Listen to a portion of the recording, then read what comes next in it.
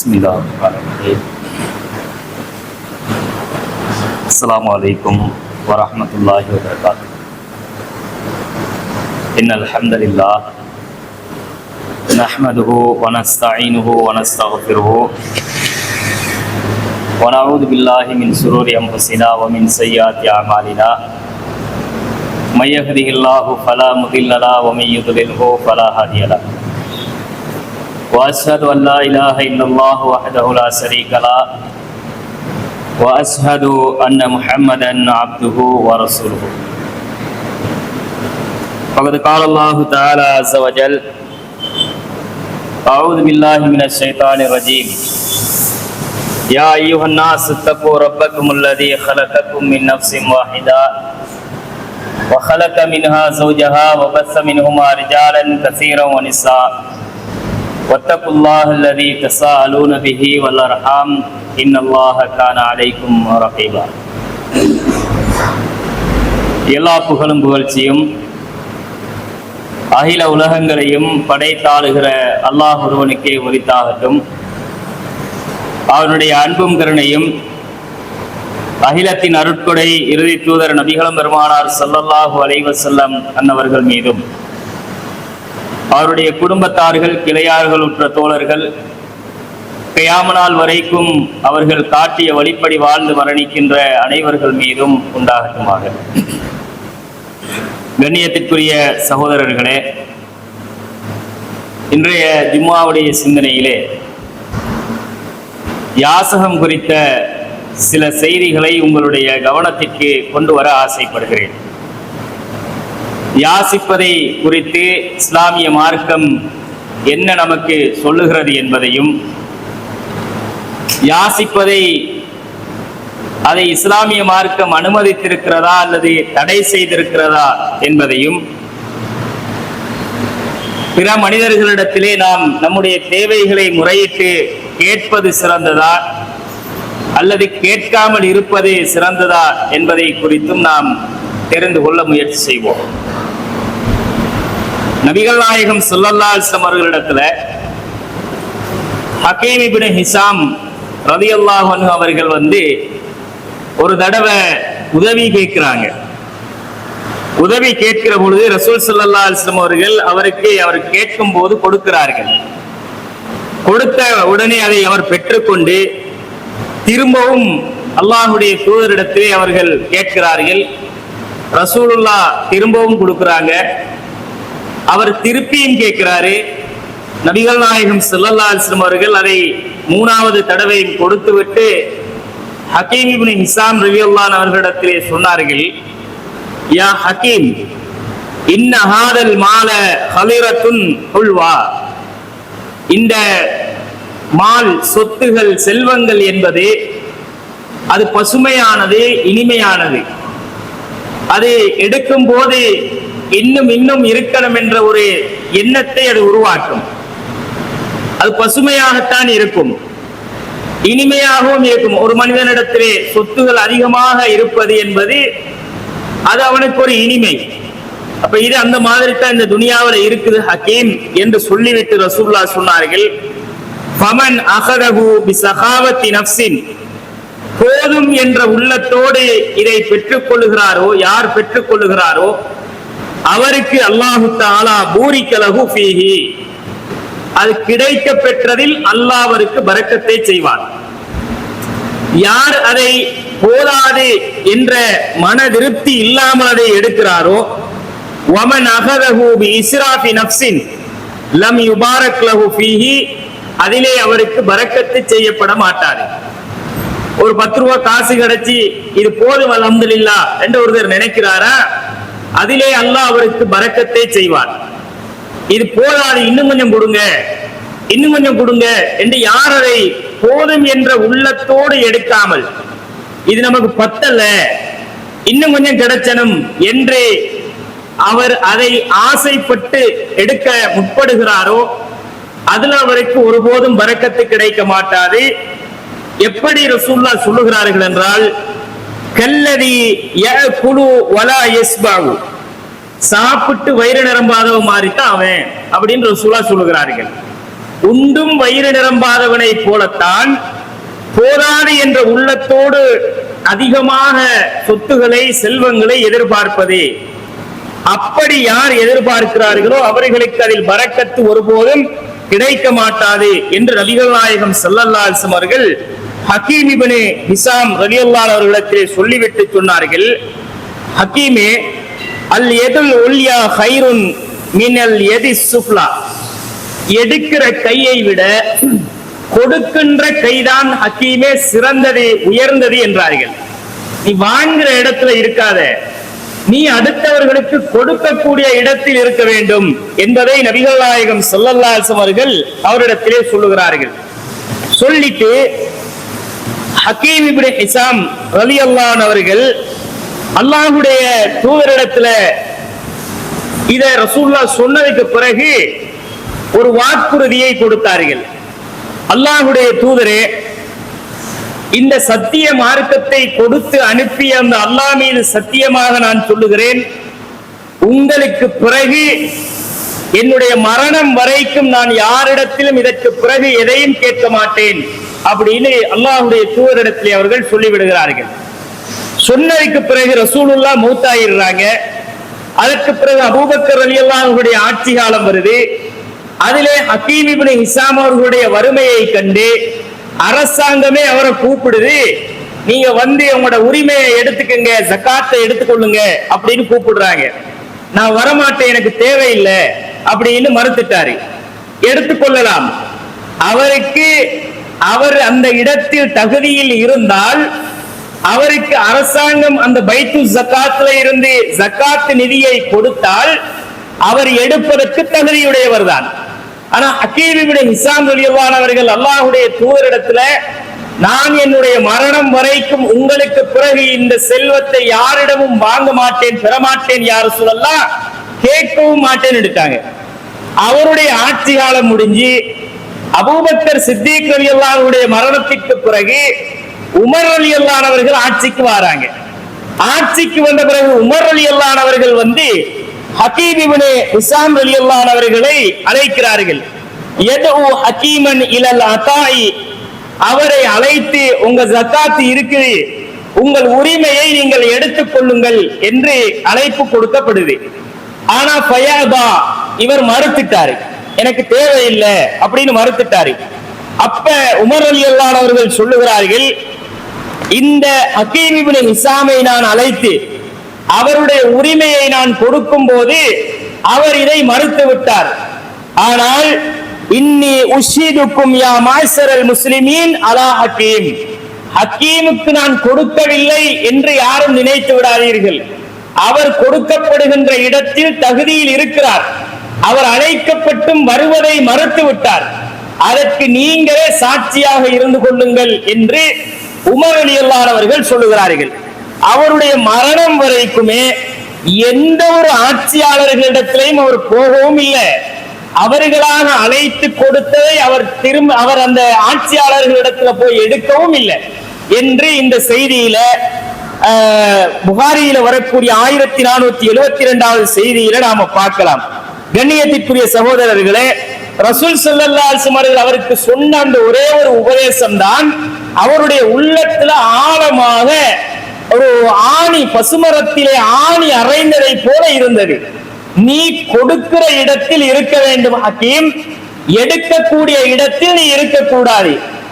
நீ கொடுப்பதுதான் எடுப்பதை விட சிறந்தது என்று அவர்களுக்கு ரசூலுல்லாஹ் சொன்ன ஒரு வார்த்தைக்காகத்தான் மௌத்து வரைக்கும் எடுக்காம இருந்தாங்க. எடுத்திருந்தாலும் தப்பு கிடையாது. ஏன்னா எடுக்கின்ற இடத்தில் தகுதியில் அவர் இருந்தார், அது குற்றம் கிடையாது. ஆனால் ரசூலுல்லாஹ் சொன்னதுக்கு பிறகு அவராக ஒரு வாக்கு கொடுத்தார். பாத்தீங்களா, அல்லாஹ் மீது ஆணையாக உங்களை இந்த சத்திய மார்க்கத்தை கொடுத்து அனுப்பி அல்லாஹ் மீது சத்தியமாக நான் மரணம் வரைக்கும் உங்களுக்கு பிறகு யாரிடத்திலும் இதை கேட்கவும் மாட்டேன், பெறவும் மாட்டேன் என்றாரு. அப்படியே வாழ்ந்தாரு. அந்த ஒரு தன்மான உணர்வோடு மரணம் வரைக்கும் அவர்கள் இருந்தார்கள் என்பதை இந்த செய்தி நமக்கு சொல்லுகிறது. அதே போல நபிகள் நாயகம் ஸல்லல்லாஹு அலைஹி வஸல்லம் அவர்கள் சொல்லக்கூடிய ஒரு செய்தி திர்மிதியில 2326வது செய்தியில நீங்க பார்க்கலாம்.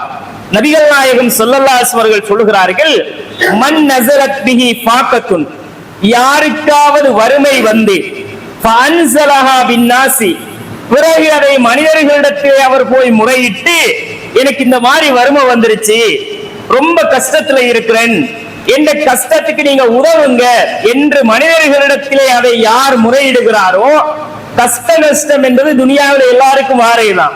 ஒரு நேரம் நல்லா இருப்பாரு, இன்னொரு நேரம் நஷ்டா போயிருவாரு. தனக்கு ஏற்பட்ட இந்த வறுமையை தான் மனிதர்களிடத்திலே போய் முறையிட்டு யார் கேட்கிறாரோ அவருக்கு லம் துசத்த பாக்கத்துஹு, அல்லாஹ் அவருடைய அந்த வறுமையை ஒரு போதும் கஷ்டத்தை நீக்க மாட்டார். அவருக்கு வறுமை என்பது நீடித்து நிலைத்துக் கொண்டே இருக்கும் என்பதை ரசூலுல்லாஹ் சொல்லுகிறார்கள். அந்த வறுமை அவருக்கு அடைக்கப்பட மாட்டாது. வமன் நஸலத் பிஹி ஃபாக்கத்துன், யாராவது ஒருவருக்கு வறுமை ஏற்பட்டு ஃபஅன்ஸலஹா பில்லாஹி, அல்லாஹ்விடத்தில் அவர் முறையிடுறாரு, யா அல்லாஹ் நல்லா வாழ்ந்த, யா அல்லாஹ் நல்ல வசதி வாய்ப்போட இருந்த, யா அல்லாஹ் இப்ப எனக்கு இந்த கஷ்டம் வறுமை என்பது வந்துட்டு, யா அல்லாஹ் இந்த வறுமையை நீ நீக்கு ரஹ்மானே என்று தன்னுடைய வறுமையை கஷ்டத்தை படைத்தவனோடு முறையிடுகிறார். அப்படி யார் தனக்கு ஏற்பட்ட வறுமைக்காக அல்லாஹுவை நெருங்குகிறாரோ, அல்லாஹ்விடத்தில் தன் வறுமையை முறையிட்டு கேட்கிறாரோ, ஃபயூசிகல்லாஹு லஹு பிரிஸ்கின் ஆஜிலின் அவ் ஆஜிலின், அல்லாஹ் தஆலா அவருக்கு அந்த மாதிரி முறையிட்டதற்காக வேண்டி அவருடைய கஷ்டத்தை அல்லாஹ் நீக்குவான். அவருடைய கஷ்டத்தை அல்லாஹ் தஆலா மிக விரைவில் நீக்குவான். அல்லது ஒரு குறிப்பிட்ட தவணைக்கு, ஒரு குறிப்பிட்ட காலத்துக்கு அல்லாஹ் அந்த கஷ்டத்தை இல்லாமல் ஆக்கி விடுவார் என்று நபிகள் நாயகம் சொல்லி காட்டுறாங்க. அப்போ தனக்கு ஏற்படுகிற வறுமை என்பது, உலகத்துல எல்லா மனுஷனும் கஷ்டத்துக்குள்ள வாழ்றவன் தான், எல்லாரும் சுகபோக வாழ்க்கை வாழ்றவங்க இல்லை. ஆனா தனக்கு ஏற்படுகிற கஷ்டம் வறுமை என்பதை ஒவ்வொரு மனிதனும் அல்லாஹ்விடத்தில் முறையிடுகிறவனாக இருக்க வேண்டும். நாம போய் அந்த ஆதியார பார்த்தா அவர் நம்ம கஷ்டத்தை நீக்கிடுவாரு என்று நினைச்சிடக்கூடாது. நாம போய் அந்த ஆதியார்கிட்ட நம்ம கஷ்டத்தை சொன்னா அவர் எதையாச்சும் பார்த்து கொடுப்பாரு, அதை வச்சு நாம எதையாச்சும் பண்ணலாம் என்று எதிர்பார்க்க கூடாது. அப்படி எதிர்பார்ப்பதை நிறுத்திவிட்டு எந்த மனிதன் தன் கஷ்டத்தை அல்லாஹ்வோடு தொடர்பு கொண்டு இறைவனிடத்தில் முறையிடுகிறாரோ அல்லாஹ் அதை கேட்பான். அவருடைய கஷ்டத்தை அல்லாஹ் உள்வாங்கிக் கொண்டு அவருக்கு ஒரு குறிப்பிட்ட காலம் வரைக்கும் அந்த கஷ்டத்தை நீக்குவான் என்று ரசூலுல்லாஹ் சொன்னார்கள். அல்லது அவசரமாகவே அதை அல்லாஹ் நீக்கி விடுவான் என்றும் சொன்னார்கள். அப்ப உலகத்துல நாம் வாழுகிற வாழ்க்கையில் நமக்கு அல்லாஹ் தஆலா பொருளாதாரத்தை ரெண்டு விதமாக தந்திருப்பான். ஒன்று தன்னிறைவு பெற்ற வாழ்க்கையை தந்திருப்பான், அல்லது நாம் அடிமட்ட வாழ்க்கை வாழுகிறவர்களாக இருப்போம். இந்த ரெண்டுக்கும் இடையில் வாழுகிற ஒரு சமுதாயமும் இருப்பார்கள். ஆக உச்சகட்ட செல்வமும் இல்லை, ஆக அடிமட்ட வறுமையும் இல்லை. ஆனா அவங்க ஏதோ அல்லாஹ் அவர்களை நல்ல முறையில வச்சிருக்கிறான் என்று உணர்கிற அளவுக்கு அவர்களுடைய வாழ்க்கை இருக்கும். ஆனா இந்த அடிமட்டத்திலே இருக்கிறவர்கள் இருக்கிறார்களே, ஆக கீழ்நிலையில் இருப்பவர்களை தான் சமுதாயத்திலே ஃபக்கீர்கள் என்று நாங்கள் சொல்லுகிறோம். ஃபக்கீர் என்றா யாரு? அவன் வெட்கத்தை விட்டு தன் வறுமையை மனிதர்கள்ட்ட சொல்லி கேட்கிறவன். மிஸ்கீன் என்றவங்க தான் நடுநிலையாக இருப்பார்கள். அவங்க போய் எந்த மனுஷன்ட்டையும் கெஞ்சிட்டு இருக்க மாட்டாங்க. அவன் மிஸ்கின் தான், ஆன வறுமை தேவை இருக்கும், யார்கிட்டையும் போய் இந்த மாதிரி கஷ்ட நஷ்டம் இருக்குது என்று சொல்ல மாட்டார்கள். அவர்கள் தங்கள் கஷ்டங்களை மறைத்து கொண்டு வாழுகிறவர்கள். ஆனா ஃபக்கீர்கள் என்று அறியப்படுகிறவர்கள் சமுதாயத்தில் வெளிப்படையாகவே கேட்பார்கள். வாசலுக்கு வாசல் வருவார்கள், கையேந்தி நிற்பார்கள், எங்களுக்கு இந்த மாதிரி கஷ்டம் இருக்குது கொடுங்கன்னு கேட்பாங்க. வாயை திறந்து தங்கள் கஷ்டத்தை சொல்லி அதற்காக கையேந்தி நிற்கின்ற ஒரு சமுதாயம் ஃபக்கீர்கள் என்று அல்லாஹ் தஆலா திருமறை குர்ஆனிலே சொல்லி காட்டுகிறார். அவர்களுக்கு ஜகாத்தை கூட நீங்கள் கொடுக்க வேண்டும் என்பதை ஜகாத்தை பெறுகிற கூட்டத்தில் ஒரு கூட்டமாகவே அவர்களை அல்லாஹ் ஆக்கினான். ஏன் அல்லாஹ் அப்படி ஆக்கினான்? அப்படி ஒரு சமுதாயம் இருக்கக்கூடாது. யாரும் வந்து கஷ்டத்தை வெளிப்படையாக சொல்லி தங்கள் மானத்தை, தங்களுடைய தன்மான உணர்வுகளை இழந்து, மரியாதைகளை இழந்து கையேந்தி நிற்கிற சமுதாயமாக முஸ்லிம் சமுதாயம் இருக்கக்கூடாது. முஸ்லிம் சமுதாயத்துல ஒவ்வொரு மனிதர்களுமே கௌரவமாக வாழ வேண்டும், மரியாதையோடு வாழ வேண்டும். அவர்களுடைய அந்த மான மரியாதைகளை இஸ்லாம் பேணுகிறது, பாதுகாக்கிறது. அப்ப அதை அந்த மாதிரி ஒரு சூழ்நிலையில் ஒரு சமுதாயத்தை வழிநடத்துவதாக இருந்தா அதை காசுக்காரர்கள் செல்வந்தர்கள் அறிந்து கொண்டு அவர்களை அடையாளம் கண்டு கொடுக்க வேண்டும் என்று இஸ்லாம் சொல்லுகிறது. பொருளாதாரத்தை ஜக்காத் என்ற நிதியூடாக கொடுத்து ஒரு சமுதாயத்தினுடைய வறுமையை அகற்றி ஒரு மிகப்பெரிய பொருளாதார புரட்சியை இந்த உலகத்திலே உண்டு பண்ணி காட்டியது இஸ்லாமிய மார்க்கம் தான். அப்படி ஒரு மார்க்கத்தில் இருந்து கொண்டிருக்கிற நம்ம சமுதாயத்துக்குள்ளதான் ரமலான் காலம் வந்தா ஒவ்வொரு ஊடா போய் கையேந்தி நிற்கிறான். ரமலான் காலம் வந்தா பள்ளிவாசல்களுடைய வாசல் நிரம்ப மக்கள் ஆண்கள், பெண்கள், சிறுவர்கள், குழந்தைகளை எல்லாம் சுமந்து கையேந்தி நிற்கிறார்கள். ஒரு 5 பத்தை போடுவாங்க, நோம்பு காலம் கொஞ்சம் கூடுதலா நன்மையை நாடி போடுவாங்கன்னு நினைத்துத்தான் இந்த சமுதாயத்திலே நிறைய மக்கள் தெருக்களிலே நிற்கிறார்கள். கண்ணியத்திற்குரிய சகோதரர்களே, அந்த சமுதாயத்தை அடையாளம் கண்டு நீ கையேந்தாத, யாசகம் கேட்காத. இந்த மாதிரி நீ இதற்கு பிறகு எந்த மனிதர்களிடத்திலும் கையேந்து நிற்கிற நிலைமையில நீ வாழக்கூடாது என்று அவர்களை தேடி புறக்கி எடுத்து ஜக்காத் என்ற நிதியை மொத்தமாக அவர்களுக்கு நாங்கள் கரை ஏறுகிற அளவுக்கு அவர்களை கொடுத்து தூக்கிவிட்டு ஏதாவது ஒரு தொழிலை செஞ்சிக்க, ஏதையாவது நீ செஞ்சு அன்றாட வருமானத்திற்குரிய வழியை தேடிக்க என்று நாங்கள் வழிகாட்ட வேண்டிய சமுதாயம் தான் பொக்கெட்ல தேடி பார்க்கிறோம். 5 ரூபாய் இருக்குதா, இந்த அப்படி என்று ஒரு 10 ரூபாயை எடுத்து போடுறோம், போட்டுட்டு நாம வாட்டுக்கு கடந்து போறோம். எப்படி கையேந்துகிற சமுதாயம் இல்லாமலாகும்? யாசகம் கேட்கிற சமுதாயம் இல்லாமலாக வேண்டும் என்றால் அந்த யாசகம் கேட்கிற சமுதாயத்தை அல்லாஹ் சொன்ன அடிப்படையிலே தானே வழிநடத்தி இருக்கணும். அவங்க அப்படித்தான் இந்த சமுதாயம் பார்த்து ஏன் இன்றைக்கு வரைக்கும் பள்ளி வாசல்களுடைய வாசல்கள்ல தாய்மார்கள் குழந்தைகளை தூக்கி காத்திருக்கிறாங்க. அப்ப அந்த சமுதாயத்தை யாரு கரையேற்றுறது? யாசகம் கேட்பதற்கு ஒரு சமுதாயத்தை வாசலை திறந்து வைத்ததும் நாம் தான். யாசகம் கேட்க கூடாது என்று பிரச்சாரம் செய்யறதும் நாம தான். எந்த பள்ளிவாசல்களிலே யாசகம் கேட்க கூடாது என்று பேசுகிறார்களோ, யாசிப்பது குற்றம் என்று சொல்லுகிறார்களோ, அவர்கள் பயானை கேட்டு வெளியே போனா கையேந்திரவனுக்கு 10 ரூபாயை கொடுத்துட்டு போவாங்க. இப்படித்தான் சமுதாயத்துடைய நிலைமை இருக்கிறத நாங்க பார்க்கலாம். கண்ணியத்திற்குரிய சகோதரர்களே, அப்ப நாம் நமக்கு ஏற்பட்ட வறுமைக்காக வேண்டி அடுத்தவர்களிடத்தில் கையேந்துகிற நிலையில் வாழக்கூடாது என்று இஸ்லாம் சொல்லுகிறது. கையேந்த கூடாது, அப்படி இருக்காதீங்க என்று கண்டிப்பாக இஸ்லாம் சொல்லுகிறது. அதே மாதிரி நபிகள் நாயகம் ஸல்லல்லாஹு அலைஹி வஸல்லம் சொல்லுகிறார்கள், கையேந்துறதை விட நீ சொந்தமா உழைச்சி திங்கிறது தான் மிக சிறந்தது என்பதை ரசூலுல்லாஹ் சொன்னார்கள்.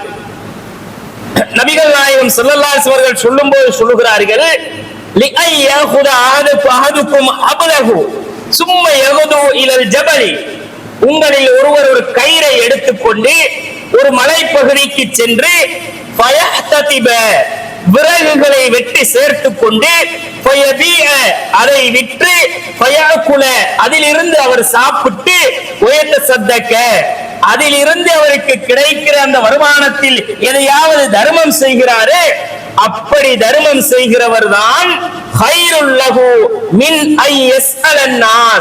மனிதர்களிடத்தில் கேட்கின்ற அந்த மனிதனை விட சிறந்தவர் என்று ரசூலுல்லாஹ் சொன்னார்கள். மனிதர்கள்ட்ட கையேந்தி நிக்கிறத விட நீ போ, உன்னால எதை செய்ய முடியுமோ அந்த தொழிலை செய், ஹலாலா செய்.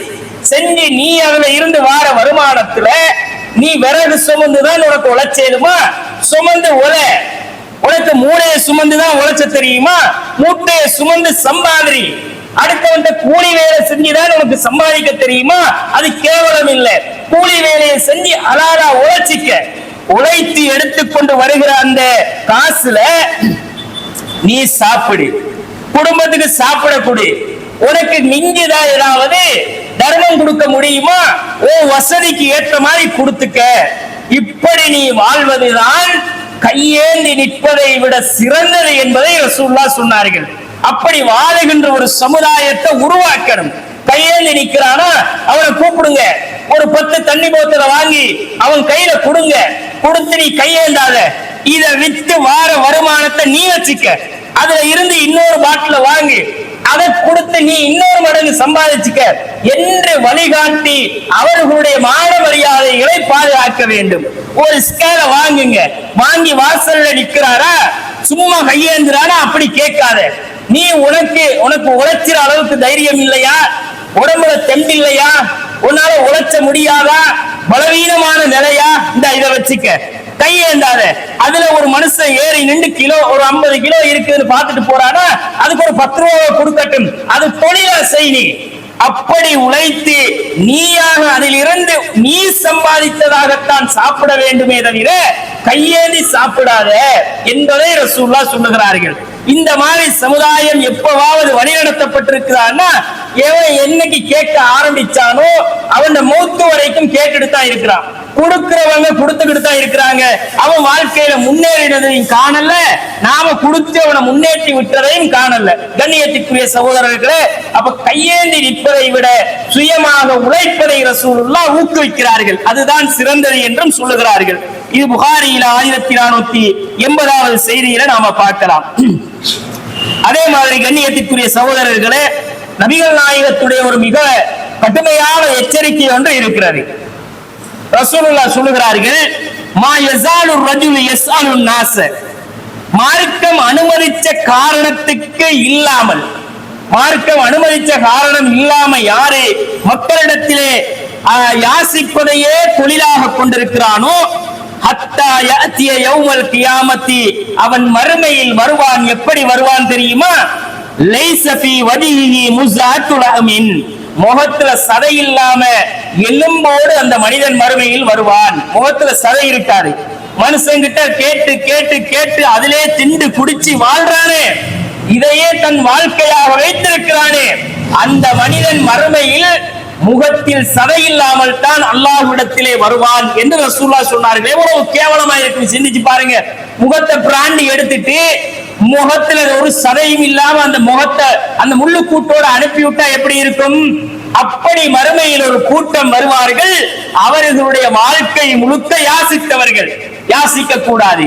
வாழ்க்கை முழுக்க யாசிப்பதற்கு எந்த அனுமதியும் இஸ்லாத்தில் கிடையாது என்பதை இந்த செய்தியில் இருந்து நாம் புரியலாம். கண்ணியத்திற்குரிய சகோதரர்களே, அதே மாதிரி நபிகள் நாயகம் ஸல்லல்லாஹு அலைஹி வஸல்லம் அவங்கள்ட்ட வந்து அவுஃப் பின் மாலிக் அல் அஸ்ஜாயி ரலியல்லாஹு அவர்கள் சொல்றாங்க, நாங்க 9 பேர் அல்லது 8ஓ 7ஓ பேர் நபிகள் நாயகம் ஸல்லல்லாஹு அலைஹி வஸல்லம் அவர்களோட இருந்தோம். அப்ப ரசூல் ஸல்லல்லாஹு அலைஹி வஸல்லம் அவங்க வந்து அந்த மக்களை நோக்கி கேட்கிறாங்க, நீங்க என்கிட்ட பைஅத் செய்ய மாட்டீங்களா அப்படின்னு கேட்கிறாங்க. ரசூலுல்லாஹ் கிட்ட அந்த சஹாபாக்கள் சொன்னார்கள், யா ரசூலல்லாஹ், நாங்க ஏற்கனவே பைஅத் தந்துட்டோமே, உங்களுக்கு கட்டுப்பட்டு இதையெல்லாம் செய்ய மாட்டோம்னு சொல்லி நாங்க பைஅத் தந்துட்டோமே யா ரசூலல்லாஹ் அப்படிங்கிறாங்க. திரும்பவும் ரசூலுல்லாஹ் பைஅத் செய்ய மாட்டீங்களான்னு கேட்கிறாங்க. நாங்க தான் ஆல்ரெடி பண்ணிட்டோமே யா ரசூலல்லாஹ் அப்படிங்கிறாங்க. திரும்ப 3வது தடவை ரசூலுல்லாஹ் கேக்குறாங்க, ஏன்பா பைஅத் தர மாட்டீங்களா அப்படின்னு கேக்குறாங்க. எனக்கு வந்து உடன்படிக்கை செஞ்சு தர மாட்டீங்களான்னு கேட்ட உடனே சஹாபாக்கள் அவருடைய அழுத்தத்தை புரிந்து கொண்டார்கள். உடனே அந்த சஹாபாக்கள், அல்லாஹ்வுடைய தூதரே, நாங்கள் உங்களுக்கு பைஅத் செய்து தருகிறோம், எதற்கு பைஅத் செய்து தர வேண்டும் என்று சொல்லுங்கள் யா ரசூலல்லாஹ் அப்படின்னு கேக்குறாங்க. கேட்ட உடனே ரசூல் ஸல்லல்லாஹு அலைஹி வஸல்லம் அவங்க வந்து எதை நோக்கி மக்களை அழைப்பார்களோ அந்த ஏகத்துவத்திற்கு பைஅத்தை கேட்கிறார்கள். அதே போல நீங்கள் தொழ வேண்டும் என்று பைஅத்தை எடுக்கிறார்கள். எடுத்துவிட்டு நபிகள் நாயகம் ஸல்லல்லாஹு அலைஹி வஸல்லம் அவர்கள் அந்த சஹாபிகளிடத்தில் மெதுவாக போய் சொன்னார்கள், நீங்க யாசிக்காதீங்க அப்படிங்கிறாங்க ரசூலுல்லாஹ். யாசகம் கேட்காதீங்க, யாசகம் கேட்க மாட்டோம் என்று எனக்கு பைஅத்து தாருங்கள் என்று ரசூலுல்லாஹ் கேட்கிறார்கள். யாசிக்க மாட்டோம் என்பதற்கு இஸ்லாமிய மார்க்கத்திலே அல்லாஹ்வுடைய தூதர் என்ற சஹாபாக்களிடத்திலே உறுதிமொழி எடுத்தார்கள். சகோதரர்களே, யாசிக்க கூடாது, யாசிக்க மாட்டோம் என்று நீங்கள் எனக்கு உடன்படிக்கை செய்து தாருங்கள் என்று நபிகள் நாயகம் ஸல்லல்லாஹு அலைஹி வஸல்லம் அவர்கள் அந்த சஹாபாக்களிடத்திலே கேட்கும் போது சஹாபாக்களும் அல்லாஹ்வுடைய ரசூலுடைய கரத்தை பிடித்து அதே மாதிரி பைஅத்தை கொடுக்கிறார்கள். அதற்கு பிறகு நாங்கள் எல்லாம் எப்படி இருந்தோம் தெரியுமா? அந்த சஹாபி சொல்றார், நாங்க அந்த 8 பேர் பைஅத் கொடுத்தோமே, அந்த 8 பேர்ல நாங்க யாரும் குதிரையில ஏறி ஒட்டகத்துல ஏறி போகும்போது ஒரு சாட்டை கீழே விழுந்தா கூட பக்கத்துல வாரவர்கிட்ட அதை எடுத்துட்டாங்கன்னு கூட கேட்க மாட்டோம்.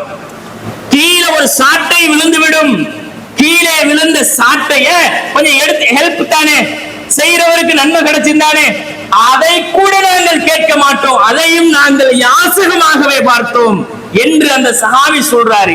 அப்படி ரசூலுல்லாஹ் எடுத்த உடன்படிக்கைக்கு அந்த அளவு கட்டுப்பட்டு வாழ்ந்த ஒரு சமுதாயம் தான் இஸ்லாமிய சமுதாயம். சகோதரர்களே, அப்படி ஒரு தன்மான உணர்வோடு வாழ வேண்டும் என்பதை தான் இஸ்லாமிய மார்க்கம் நமக்கு வழிகாட்டுகிறது. நம்மிடத்தில் உறுதிமொழி எடுத்து அந்த உடன்படிக்கையில் நீங்கள் வாழுங்கள் என்று சொல்லுகிறது. கண்ணியத்திற்குரிய சகோதரர்களே, அதே மாதிரி நபிகள் நாயகம் ஸல்லல்லாஹு அலைஹி வஸல்லம் சொல்லக்கூடிய செய்தி முஸ்லிம் 1883வது செய்தியில நீங்க பார்க்கலாம்.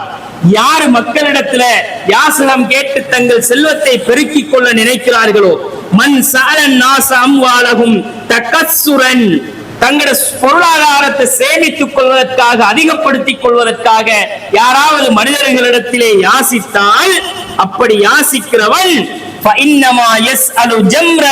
அவன் நரகத்தினுடைய ஒரு நெருப்பு கங்கை தான் பிச்சை கேட்கிறான் என்று நபிகள் நாயகம் ஸல்லல்லாஹு அலைஹி வஸல்லம் சொன்னார்கள்.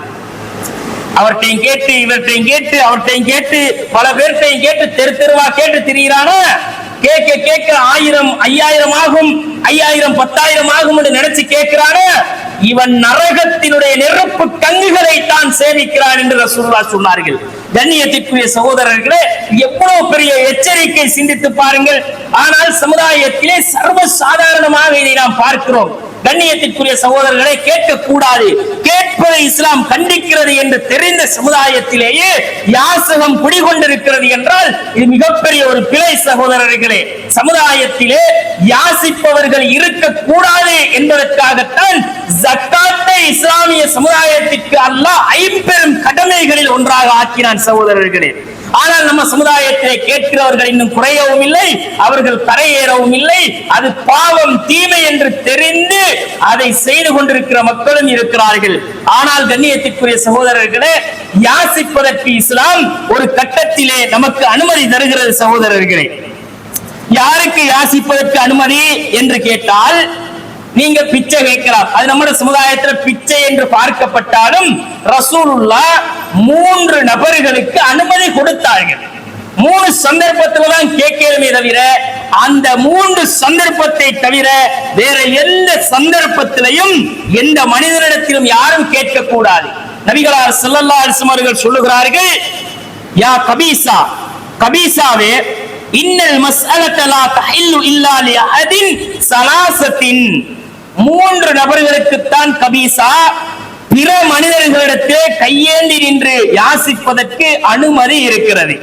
அதில் ஒருவர் யார்? ரஜுலின் தஹம்மல ஹமலத்தன், ஒருவன் இன்னொரு மனிதனுடைய அந்த கஷ்டத்தை பொறுப்பெடுத்துக் கொண்டு வருகிறான்.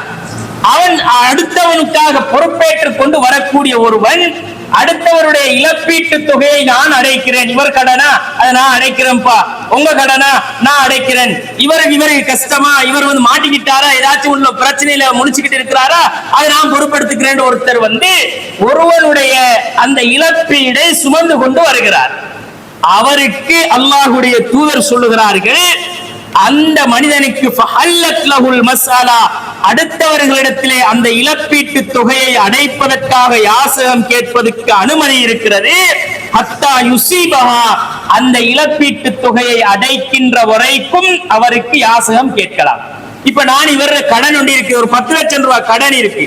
அந்த கடனுக்காக வேண்டி, அப்படியா உங்க கஷ்டமா, சரி நான் பேசி பார்க்கிறேன் அப்படின்னு நான் அவர்கிட்ட வாக்கு கொடுத்துட்டு நான் இவர்கிட்ட போறேன். அவர் வசதியா இருக்கிறாரு. நான் இப்ப கேட்க போறது என்ன? யாசகம். யாருக்காக கேட்க போறேன்? இந்த மனுஷனுக்காக கேட்க போறேன்.